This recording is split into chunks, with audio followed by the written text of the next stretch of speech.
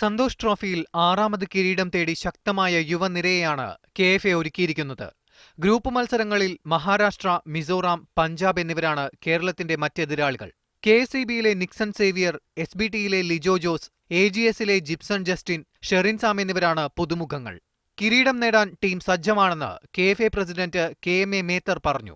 ഇപ്രാവശ്യത്തെ മത്സരങ്ങൾ ഉച്ചയ്ക്ക് ശേഷമാണ് നടക്കുന്നത്.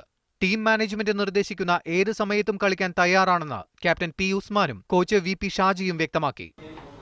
ഇപ്പോൾ ഇനി ഗോവയിലാണ് പോകുന്നത്. ഇപ്പം തീർച്ചയായിട്ടും ഒരു കളി schedule all India football federation ഒരു ടൈം ഷെഡ്യൂൾ ചെയ്ത് കഴിഞ്ഞാൽ ആ സമയത്ത് നമ്മൾ കളിക്കാൻ ബാധ്യസ്ഥരാണ്. അപ്പൊ അതിനനുസരിച്ച് ഞങ്ങൾക്ക് വന്ന ടൈമിന് ഞങ്ങൾ കളിച്ചു, ക്വാളിഫൈ ചെയ്യാൻ സാധിച്ചു.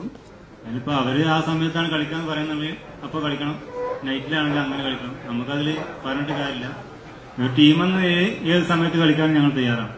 17-ന് പഞ്ചാബിനെയും 19-ന് മിസോറാമിനെയും 21-ന് മഹാരാഷ്ട്രയെയും കേരളം നേരിടും. 1974, 92, 93, 2001, 2004 എന്നീ വർഷങ്ങളിലാണ് ഇതിനു മുൻപ് കേരളം കിരീടമണിഞ്ഞത്. 2013-ൽ റണ്ണറപ്പായി. സർവീസസാണ് പോയ വർഷത്തെ ജേതാക്കൾ.